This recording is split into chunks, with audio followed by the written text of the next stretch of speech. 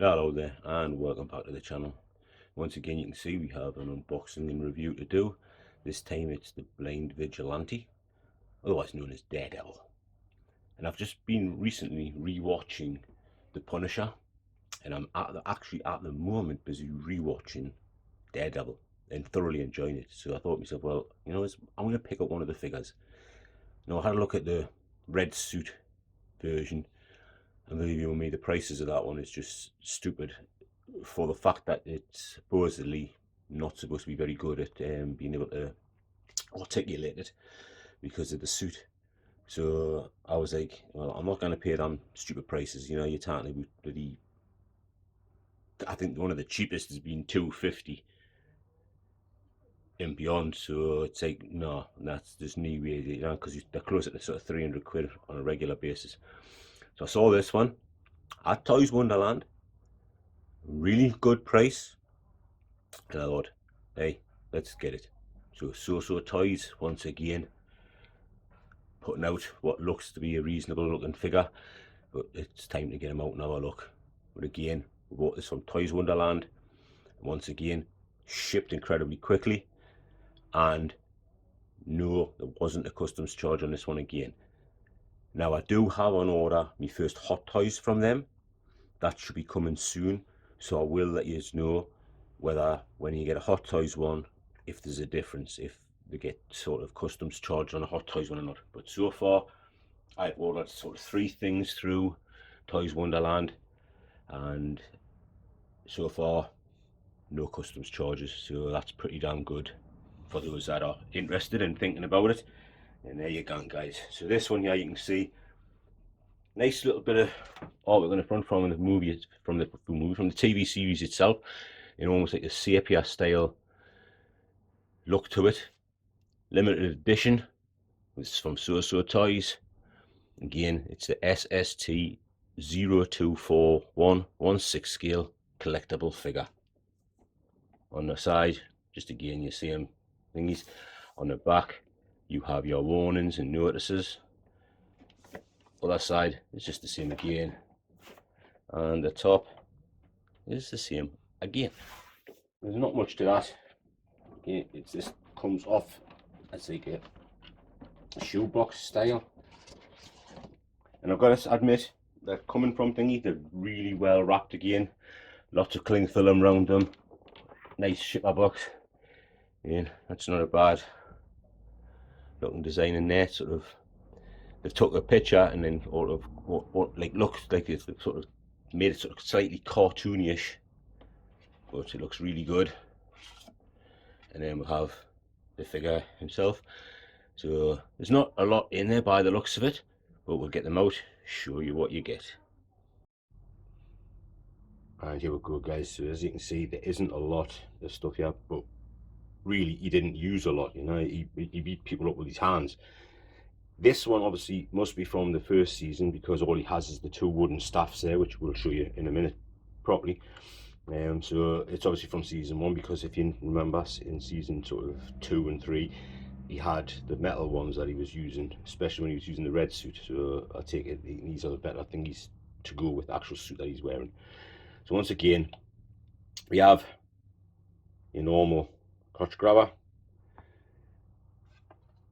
a nice industrial style base to it with the Daredevil logo on.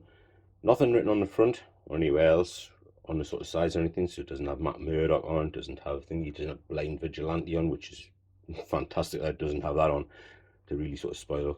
And you know me, guys, I very rarely use these things, so I just have to hope these ankles and what have you are in good nick for it. So, but it's not a bad base, quite canny, it has that speckling effect on it, like it's got blood splatters on it, so I think that's pretty damn good the way they've done that. I think that's even on the black bits you have the sort of blood splatter effect on it, so that's pretty cool that they've done that. We have these 2 little wooden staff things, which is basically homing in on my hand rather than on the stuff. There you go. You can see they do look like bits of wood. Pretty cool. Obviously only plastic, but they have that sort of like a wood grain style effect to them. I think that is pretty damn good. We'd have done that. And you obviously get the two of them. You get this thing which looks weird from this angle. Okay, even from that angle, it looks weird. But obviously it's a snarly face version of him. It just looks really weird and really sort of weirdly set up, this thingy. But let's see how it guns on and see what it looks like once it is on. Yeah, it's possibly going to be like the sort of face that I'd want to use and have him in a fighting pose. Yeah, but I mean, you can see who it's supposed to be. It's got that sort of slight resemblance to Charlie Cox.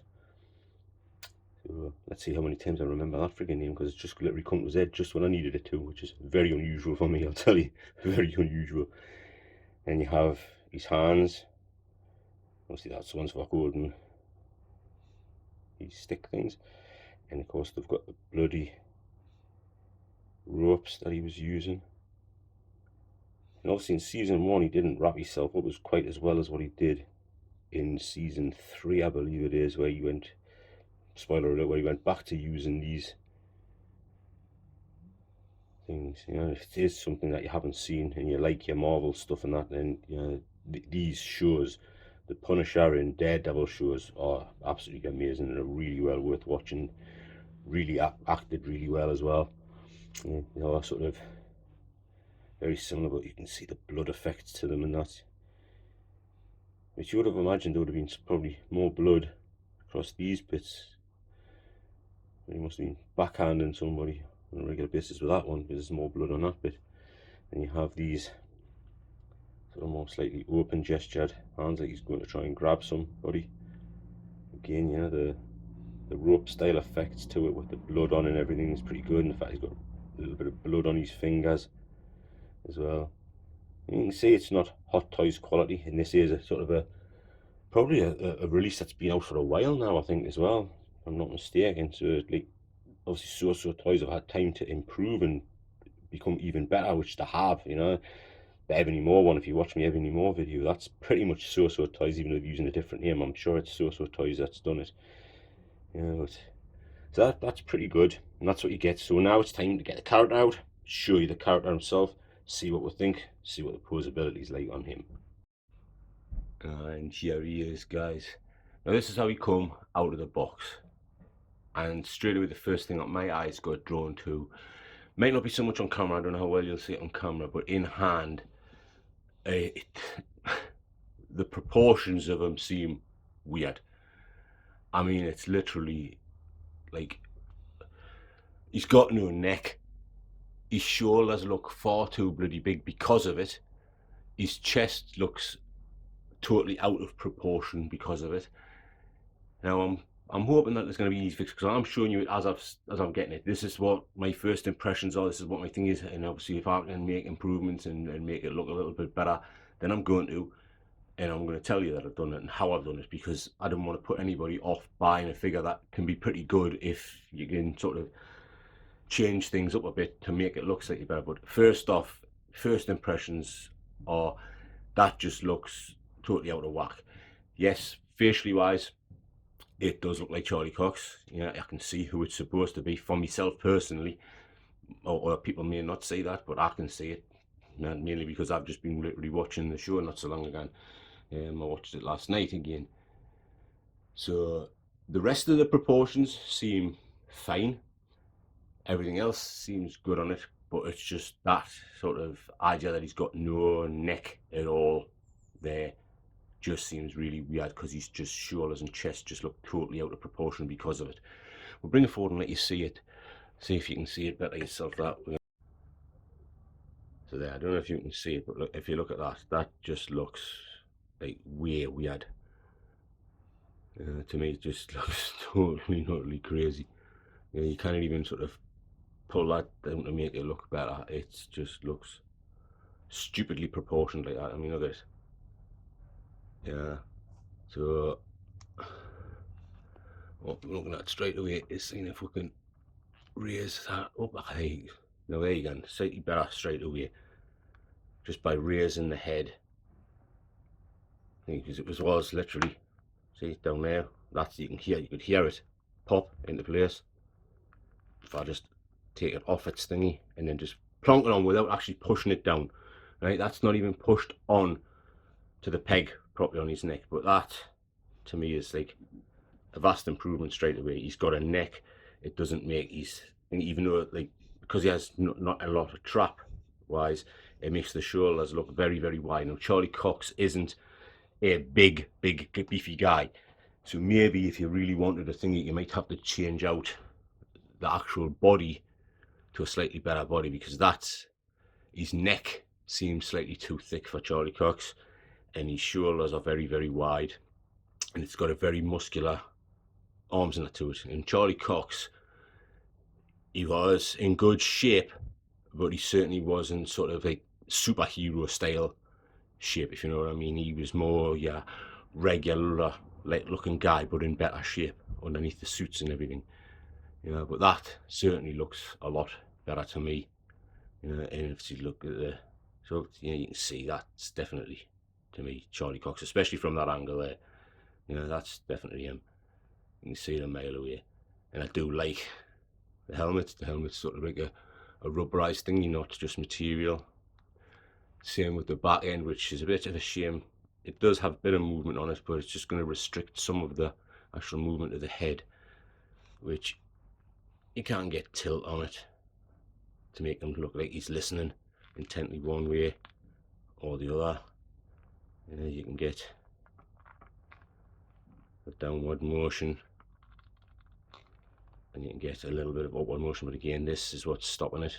If they had made that out of material instead, that probably would have been better, because it would have allowed you to move it better. It would have also been able to allow you to maybe move it around so that it could look like it was blowing in the wind out like that, you know what I mean? Which, or when he's fighting, it was like moving around like what it would do if he was fighting.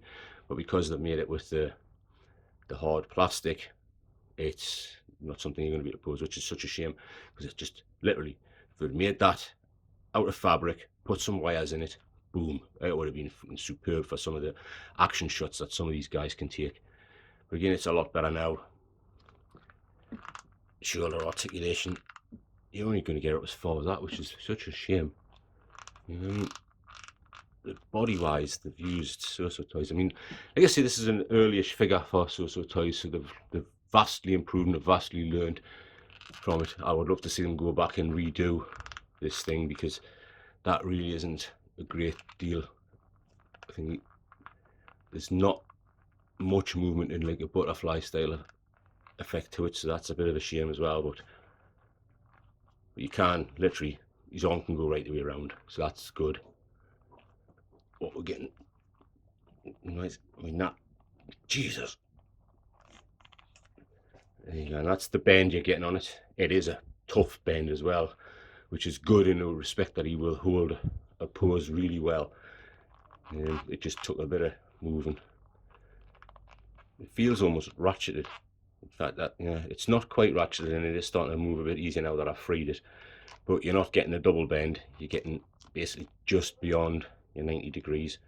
But I mean, for most things, that's probably okay. Yeah, and obviously the bend backwards, it'll go literally completely right the way around. So that's pretty good motion going around that way. It's a shame that you can't get any more than that going up over. And it does have that, it's got like a ridge here where obviously his body must have motion in it. So you can see that. I mean, look at that. You know, that is super cool. For the range of motion you can get that way. The bending forward, you're getting a lot of bending back. Bending forward, it's not quite as much, but you're still getting some. So that's pretty good. The outfit is nice material. It's not gonna cause any major issues. Same with these pants. There's not gonna be any major issues there. Leg coming forward. Again, yeah, it's enough, but it's not massive enough for somebody that does the martial arts moves. And again, it's like a Hot Toy style body. For going back hour, you're getting out. You know what I mean? You're getting nothing. The bend in the knee is pretty much that, which is good enough. And the fact that you can see on the boots, which is a beautiful thing, you know, they look really nice, but it's split cut. as well, so you're going to get plenty of motion. You're just going to have to obviously move things down to try and hide some of things, but you're getting plenty of motion there, you know, all the way around. Getting all the way around, and then obviously you just got to pull your boot down to hide it away. No forward motion on the knee, so that's good. Yeah, but that's like the twist that you can get. I mean, that is an incredible amount of twist, so you're getting a load of thingy there, and it's just now a case of seeing just how well his ankles hold up, and he'll hold them up into position. So I think the hardest thing for me, guys, is going to be finding a pose that I can settle on and be very comfortable. I wanted the idea out of him doing a side-on pose, because obviously, you know, that's how a lot of martial artists fight, is like a side-on thing to try and protect themselves, make themselves a smaller target as possible. But if you notice that the top half of this, I think, yeah, it doesn't look too bad. It's the bottom end. It's like literally, it looks like he's never trained fucking legs in his life, and then all of a sudden it comes up and he seems to like almost like have a fat body going up over and gets chunkier and chunkier. You know what I mean? It just looks totally weird. So it's like, it's okay, I'm not going to be able to pull off that type of a pose because it just won't work unless I can alter things a little bit to make it look any better. But I can't see that one working unless I can get them sort of a different way. But the upper half of it, I quite like, you know, I quite like the thing of it. I just think myself, again, they've used the wrong style of body for him. They've used too wide of a shoulder for Charlie Cox. You know, and I'm sorry, Charlie, I know you're not going to be watching anyway, but you know, that is the reality of this guy. It's his neck's slightly too thick, his shoulder width is certainly too big for the Charlie Cox character, you know, which just throws off some of the proportions to make him right. I love what they've done to make it so that you can actually twist his body quite a bit. That is brilliant, you know, it really is brilliant.